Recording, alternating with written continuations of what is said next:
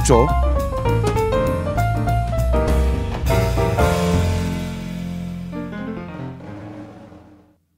예, 이렇게 잘라서 올리려고 일부 중간에 이걸 한번 넣었습니다. 자, 잘라서 시간 때문에. 예, 예.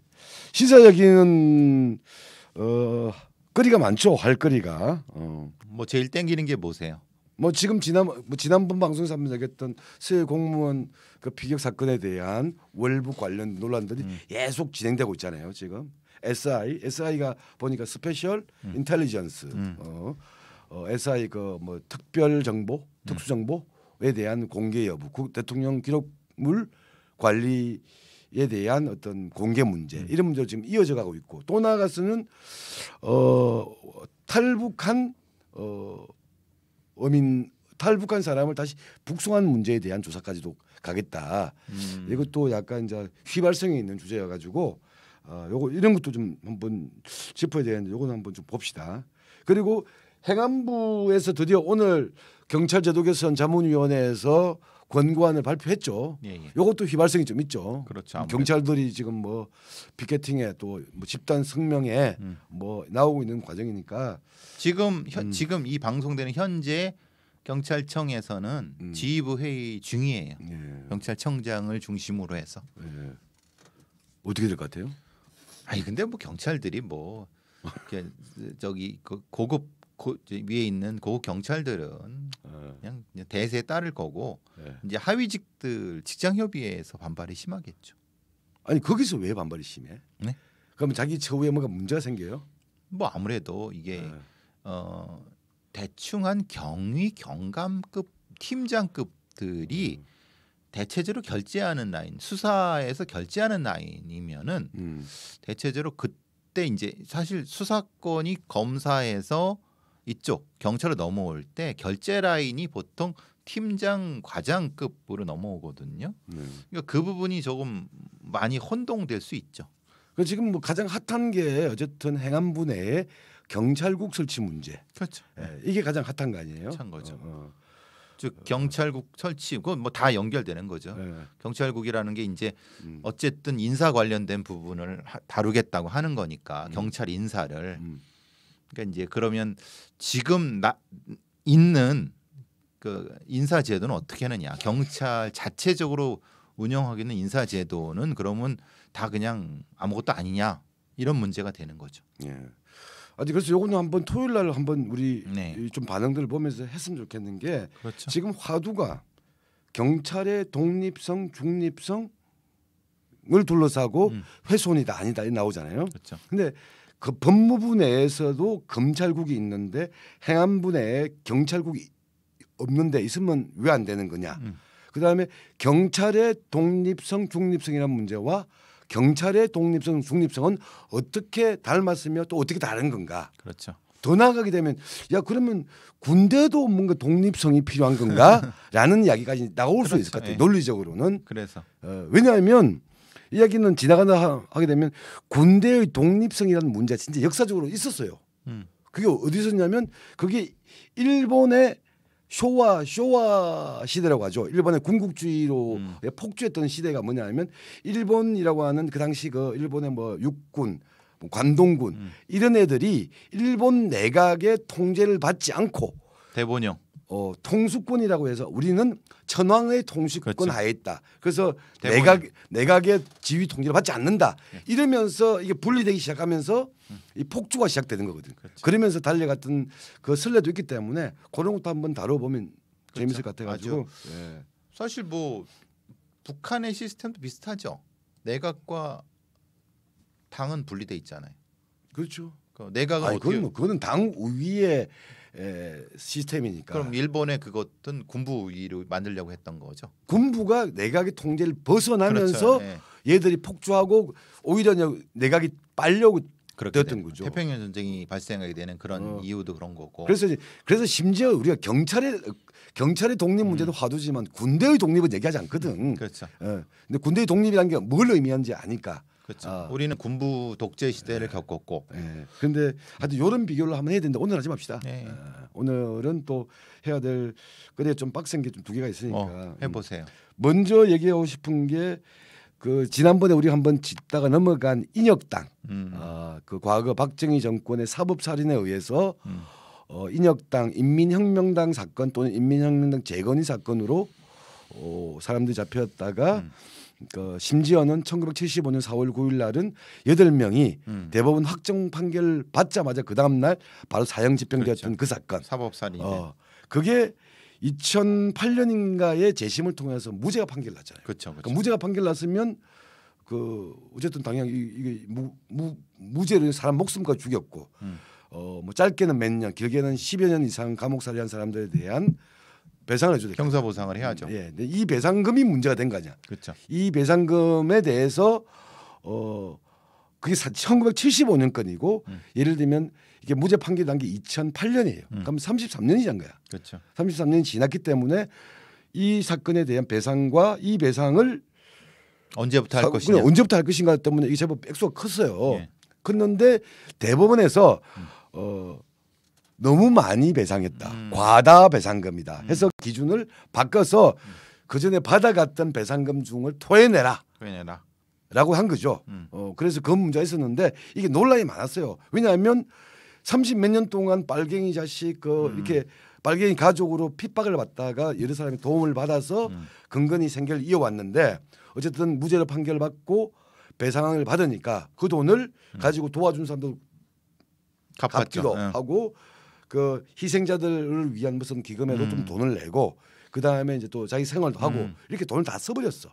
그런데 그 중에 예를 들면 이창복 씨 같은 경우는 10억인가를 받았을 거예요. 10억인가 받았는데 5억 이상은 토해내라. 이미 다 이제 했는데 그래서 그 집을 뭐죠? 가압류된 거죠. 가압류하고 강제 압류 조치까지 취해가지고 이 소송을 또 진행했어. 이거 부당하다. 국가에서 나를 무죄 판결 내려서 나의 억울한 국가 폭력에 대한 배상을 받은 건데 어느 날 너무 많이 줬다. 이게 말이 되냐? 그러니까 소송을 거는데 소송을 거는 과정에서 그 이자가 불어난 거야. 그러니까 원래 10억 중에 5억만 국가 배상이고 나머지 5억은 과다하게 지급됐으니까 이건 토해내라고 했는데 그걸 가지고 소송을 하는 과정에 이 5억이 또 불어나서 15억이 돼버린 거야. 그렇죠. 예. 근데 이것 때문에 상당히 고통스러워하고 약간 극단적인 상황까지 가셨던 분이 계셨는데 이게 인혁당 지연 배상금 이자 문제인데요. 이거를 최종적으로 한동훈 법무부 장관이 국정원 및 서울고검과 협의해서 관계기관 대책회의를 협의를 해서 이거를 받지 않는다. 면제시켜 주는 걸 결정을 했죠. 그래서 결과적으로 한동훈이가 실세구나. 근데 이창복 씨는 민주당 의원 출신이야. 그렇죠. 재야 운동을 또 오래 하셨고 하셨던 분이죠. 민주당 의원 출신이고 이 이야기는 많이 썼어요. 왜냐하면 인혁당 재건의 사건이라고 하는 게 국가에 의해서 목숨까지 사형을 당하고 수십 명이 옥살이를 길게 한 사건, 국가 폭력의 희생자의 문제라고. 이것에 대해서 무죄 판결이 났으니까 배상을 해줬는데 너무 많이 줬네 다시 토해내라고 판결을 한 거거든. 근데 이거는 예를 들면 이게 2008년 이후 판결이고 2011년에 판결한 거거든요. 그러면 적어도 문재인 정부에서는 촛불 정부라는 문재인 정부에서는 이 문제는 해결해야 되거든. 해결해야 되고 이 재판 과정에서 서울 그 고등법원에서 화해 공고를 했다고. 그렇죠. 화해 공고를 해서 어쨌든 대법원이 확정 판결을 한 거기 때문에 원금 5억은 다시 그 반납할 수밖에 없고 법률적으로. 다만 거기에 붙었던 이자는 좀 과다하니까 그거는 정부가 받지 마라라고 화해 공고를 했어요. 화해 공고를 했는데 문재인 정부와 이 소송을 누가 했냐면 문재인 정부의 국가정보원이 있어요. 국가정보원 원장이 누굽니까? 박지원. 요새 박지원은 깐죽깐죽대더라고. 박지원 시절에 국가정보원은 아닙니다. 안 됩니다. 그 지연된 이제 다 받아내야 됩니다. 라고 해서 계속 왔던 건데 어이없이 윤석열 정부의 한동훈 법무부 장관이 야 면제하자. 이거는 뭐 국가가 잘못한 건 아니지만 어쨌든 줬다 다시 뺐고 어쨌든 폭력의 희생자인데 이렇게 하는 것은 과도하다. 그래서 법원에 화해 공고를 받아들이자라고 결정을 한 거야. 그러면 조국 추미애 박범계는 뭐 했어요? 다 법무부 장관이었는데. 생각한 거죠. 근데 그거를 한동훈이가 해결한 거예요. 한동훈이 해결한 거죠, 진짜. 야, 이거는 조국 추미애 박범계를 불러다가 누군 뭐 했냐? 뭐 했냐? 그리고 박지원이 넌 뭐냐? 근데 이거는 박지원이 왜 안 했겠어요? 이게 어쨌든 법적으로는 받아내야 될 의무가 있는 거니까 그걸 자기가 면제하게 그 배임죄에 걸린다고 생각한 거야. 그럼 주무장관이 법무부 장관이. 그럼 지금 한동훈도 누가 걸면 걸릴 수 있어. 그까지 감수하면서 이거는 국가기관이 책임져야 될 문제다라고 판단한 거거든. 한동훈 일 누가 걸겠습니까? 아니지, 그건 민주당에서 걸면 걸리겠지. 민주당 걸면 자기 모순이잖아. 그렇죠. 예. 자기들이 해결해서 될 문제를 해결하지 않는 거고. 근데 이게 있잖아요. 이 판결을 언제 냐면 2011년 대법원에서 아까 2008년에 무죄가 났어요. 무죄가 나게 되면 국가에서 배상을 해줘야 돼. 피해를 국가폭력의 피해자들한테 하는데 이때 어쨌든 무죄가 났으니까 해줘야 될 거 아니야. 근데 이 돈을 못 줬잖아. 그럼 언제부터 줘야 되는 거냐? 그 1975년 확정 판결 날로부터 하게 되면 30년의 이자를 줘야 되는 거예요. 그러니까 액수가 좀 많아졌던 거예요. 많아졌던 건데 2011년도 대법원에서 이거는 과다하다 해서 기준일을 1975년이 아니라 2009년 기준으로 바꿔야 된다라고 당시에 대법원에서 가장 진보적이라고 하는 대법관 박시환 대법관이 그렇게 판결을 해요. 그리고 이것도 판결을 하면서 뭐라고 하냐면 보통 대법원에서 이전 결정을 파기할 때는 어떻게 합니까? 파기 환송시키잖아. 파기 환송시키는 것이 아니라 파기 자판이라는 게 있어요. 파기하고 대법원에서 결정을 해버리는 거야. 자체 판결. 확정해버리는 게 있는 거야. 이게 파기 환송을 했으면 오히려 또 다툼의 여지가 있잖아요. 법률적인 다툼. 그게 아니라 박시환 대법관 주심 판사에서 대법원 3부에서 파기하고 이전에 그 기준법을 지금부터는 30년 전 기준이 아니라 2009년 기준으로 한다라고 파기하면서 환송시킨 게 아니라 거기서 바로 확정해버린 거예요. 이게 웃기잖아. 이게 가장 친인권 진보라고 하는 대법원 판사가 국가폭력의 피해자들에 대한 국가의 배상액이 너무 많다. 돈 좀 깎아야겠다라고 진보적인 대법원 판사가 결정을 했어요. 이것 때문에 고통받는 사람이 있어가지고 문재인 정부 하에서 이 문제를 해결해라라고 그 희생자들이나 관련자들 및 그 자기 민주화 운동 그 동지들이 계속 주장했어요. 그러나 문재인 정부나 그 법무부 장관이나 그 심지어는 국정원의 박지원 돈 다 받아내야겠다라고 한 거를 역설적으로 민주화 운동의 반대편이라고 하는 보수 정부라고 하는 윤석열 정부의 한동훈 장관이 면제 결정을 내려버린 거예요. 이건 뭐죠? 글쎄 말입니다. 저도 근데 이거 지난번에 했을 때도 그때는 한동훈이 결정이 안 됐죠. 근데 문재인 정부 끝나기 전에는 꼭 해결하고 넘어가야 된다라고 했었는데 결국은 이제 끝났고 새로운 법무부 장관이 되면서 해서 저도 이걸 어떻게 해석해야 될지 참 갑갑합니다. 예. 한동훈이 뭐라고 했었냐면 국가 배상으로 받을 돈 6억 원인데 토해내야 될 돈은 15억 원이 됐다. 이게 지연된 거잖아요. 이걸 방치하면 해당 국민이 억울하게 되고 그래서 국정원과 논의해서 결정한 것이고 이 과정에서 국가의 실책이 있었다고 보기는 어렵지만 왜냐하면 대법원 판결하에서 집행을 한 건데 줬다 빼앗는 과정이 생겨 국민이 억울한 상황에 놓이게 되었다. 정의의 관점에서 국민의 억울함을 해소하려 노력한 결정이다. 그럼 그거를 틀린 말이 어디 있어? 그걸 조국이나 추미애나 박범계가 했어야 되는데 그 말을. 왜냐하면 당연하죠. 왜냐하면 아까 이 사람들은 크게 보게 되면 민주화 운동의 희생자들인 거니까 피해자들인 거고 이 피해자들이 국가 폭력의 피해자였다가 거꾸로 말하면 줬다 빼앗는 또 한 번의 폭력의 피해를 당한 건데 그거를 처리해줘야 될 도의적 정치적 책무가 있는 사람들은 다 생각다가 한동훈 얘기를 한 거야. 넘어갑시다. 아휴. 왜 그래? 씁쓸해서. 한동훈 싫어하구나. 아니 싫어하는 건데 아는데. 근데 좀 씁쓸하다. 그러니까 이게 참 이런 것들이 주는 메시지가 뭘까 이런 생각을 하게 됩니다. 저는 말을 안 하네. 말이 많은. 뭐 씁쓸합니다. 예. 그 추미애나 박범계나 조국 주둥이를 이렇게 놀리다가 결국은 이렇게 된 건데 에휴, 됐습니다. 뭐. 근데 아까 그 박지원 같은 경우는 지금도 바깥에서 여기서 나와가지고 다시 이제 정치 활동을 하려고 나불나불 되는 것 같고. 그러니까 지가 뭐 말은 하고 싶은데 말은 못 한다 그런 얘기 하대요. 예.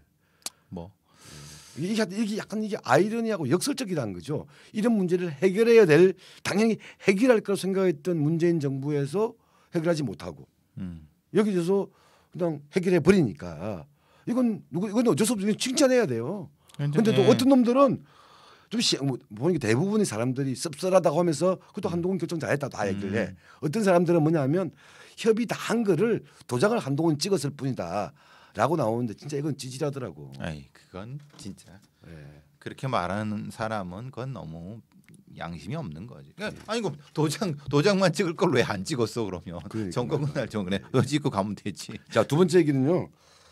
그 최강욱 의원이 민주당 윤리심판원에서 소위 그 딸딸이 짤짤이. 예. 우린 상관없잖아. 다 보면 딸딸이란 말을 안 쓰더라고. 뭐 짤짤이라고 다 표현을 하고 땡땡땡이라고 하던데 그 논란 때문에 윤리심판에 회부되어서 최종적으로는 당원권 정지 6개월 결정을. 6개월. 예. 6개월. 그 만장일치로 결정했더라고. 그죠. 사실은 뭐 그거는 뭐 피할 것도 없고 뭐 여기에 반응 네 가지. 일단 박지현 전 비대위원장 당사자. 예. 센 징계 아니다. 센 징계 결코 아니고 특히 이 이야기가 논란이 나왔을 때 제보자를 색출한다라고 했던 2차 가해 행위 그리고 이 문제를 덮으려고 담합했던 사람들 김남국 같은 애들이죠. 그렇죠. 이런 사람들도 같이 징계해야 된다. 이런 이야기를 세게 했죠. 그렇죠. 예. 박지현 전 비대위원장은 그다음에 우상호 현 비대위원장 이거 세게 나왔네. 생각했던 것보다 센 징계라고 생각한다. 생각보다. 박지현 센 징계 아니다. 현 우상호 센 징계다. 비대위 회의에서 한번 논의해 보겠다. 또. 그다음에 이상이라고 있어. 이상이라고 제주도에 교수가 있어요. 제주도 의대 교수. 이 사람이 그 대선 시기에 이 사람이 약간 이낙연 쪽이었죠. 이낙연 쪽이었네. 이재명의 기본소득에 대해서 그냥 비판을 했다가 당원권 정지 8개월 먹었어요. 이재명의 기본소득 기본 정책에 대해서 비판했다고 자기는 당원권 8개월 먹었는데 아니 지금 안 그래도 이 성범죄 문제로 이미지가 안 좋은 데다가 또 결정 탈날 이 사람은 당원권 6개월이야. 이게 말이 돼 하면서 울분을 토해. 이상이. 뭐 토할만 하네요. 김어준. 이 사람은 주장과 주장이 부딪히는데 6개월 중징계라고 하는 거는 한쪽 주장이 100% 맞는다고 판단한 건데 잘 모르겠네요. 이런 스탠스. 물타기. 팩트가 아니라고 생각하시는 건가요? 그 양반? 그런 거죠. 그러니까 주장이 여전히 다툼이 있다. 다툼이 있는데 뭐 이렇게 때린 거는 그러니까 저건 성희롱 범죄다라고 한 사람의 주장, 즉 그런 일이 없다라고 말했던 최강욱의 주장을 배측한 거다. 아니 근데 들은 사람이 있지 않아요? 있죠. 그러면 왜 그게? 근데 최강욱은 안 했다고 하니까. 아니 당연히 당사자는 안 했다고 할 수도 있지만 들은 사람이 있으면은 들은 사람이 한두 명이 아니면은 그거는 최강욱은 부인하고 있고 그걸 들었다는 사람은 있고 그래서 엇갈린다. 그런데 야 너무 한쪽으로 든 거 아니냐 이게 이제 김어준 스탠스. 그럼 어떻게 해야 돼요? 한쪽 팩트를 판단해서 나한테 묻지 말고 김어준한테 물어보세요. 그 팩트를 판단해서 윤리 심판원이 팩트를 판단해서 판단해야 되는 기구 아닌가요? 그렇지 않나요? 아니 이게 이미 대한민국 어디 판결을 내렸잖아요. 판결 내리면 저것도 조국에 대한 판결을 1심 2심 떨어졌잖아요. 정경심에 대해서 그 판결도 부정하고 난 진실이 아니라고 생각한다. 조국이 또 부정하고 정경심이 부정하니까 이건 다툼의 여지가 있다라고 말하는 사람들 아닙니까? 그러니까 당연히 윤리심판원에서 양쪽 이야기 듣고 나름대로 조사를 했겠죠. 근데 무슨 억하 심정에 있어서 최강욱을 정치적으로 음해하려고 하는 것이 아니나 그건 존중해야 될 거 아니에요. 자기들 룰이니까. 근데 그것도 인정하지 않는 거죠. 그게 김어준의 스탠스야. 아니 예를 들면 예전에는 그야말로 이 법원 자체가 박정희나 군사 독재의 지휘하에서 조인트 까라면 까고 판결을 내렸던 게 있는 거잖아요. 그래서 그 법원 판결 자체의 그 정당성 자체가 이미 부정되고 있는 상황이었기 때문에 또 이 판결에 우리는 불복하고 싸운다 이런 말이라도 됐었는데 지금은 그런 건 아니잖아. 그럼 여전히 이견이 있다고 하더라도 그거를 법률적으로 해결할 수 있는 결정이 대한민국 지금 사법 시스템이고 아니 정당 내에서는 그게 윤리심판은 그 국힘에서는 윤리위원회 아니야. 그 내에서 물론 이견이 있을 수 있지만 그 결정에 대해서 김어준 같이 얘기해버리면 그 무슨 의미가 있다고. 예를 들면 차라리 우상호처럼 생각했던 것보다 좀 세네요. 뭐 이렇게 말하는 거는 약간의 이제 투덜거림 정도 이해할 수 있지만 김어준의 대표적인 케이스가 아니 그 쌍방이 다툼이 있는데 한쪽 편만 들었네라고 하면서 윤리심판의 결정 자체를 완전히 이제 예를 들면 뭐라고 하죠? 어떤 편가르기, 네. 어떤 한쪽 편의 입장이다. 반 최강욱적인 판결을 한 거다라고 결정을 한 거 아니에요. 그리고 또 하나가 이제 당연하게 또 이 판결에 대해서 민주당 당원 게시판에서는 생 난리가 난 것 같고 생 난리가 나가지고 근데 또 문자 폭탄들이 다시 등장했는데 문자 폭탄은 투척을 잘못한 것 같더라고. 누구한테 했어요? 그러니까 윤리심판원의 그 심판원 그 사람인 줄 알고 이름이 쫙 돌았대. 가짜 찌라시가 돌았는데 거기에다가 때렸는데 사람들이 아닌 거야. 잘못 돌렸구나. 그러니까 도시락 폭탄을 잘못 던진 거지. 문자 폭탄을 뭐 이런 일들이 지금 벌어지고 있습니다. 민주당은 그 사람들을 해결을 해야 되는데 어떻게 보십니까? 최강욱의 당원권 정지 6개월에 대해서 일단은 피해자가 있고 그 맥락상 그것이 팩트라고 판단이 돼요. 그래서 그리고 최강욱의 그 징계는 일정 정도 그 정도는 나올 거라고 생각했는데 문제는 이제 조금 약하다 세다 이 말을 할 때 그건 이제 그 윤리심판원의 구성원들이 이 과거의 전례라든지 이런 걸 봐서 판단을 내렸을 거라고 생각해요. 저는 그냥 그거는 뭐 판단 자체는 존중하고 조금 세다 적다의 부분은 그거는 이견이 있을 수 있지. 있어요. 약간 네. 그거는 뭐 약간 그건 의견 논평이잖아요. 그러니까. 논평.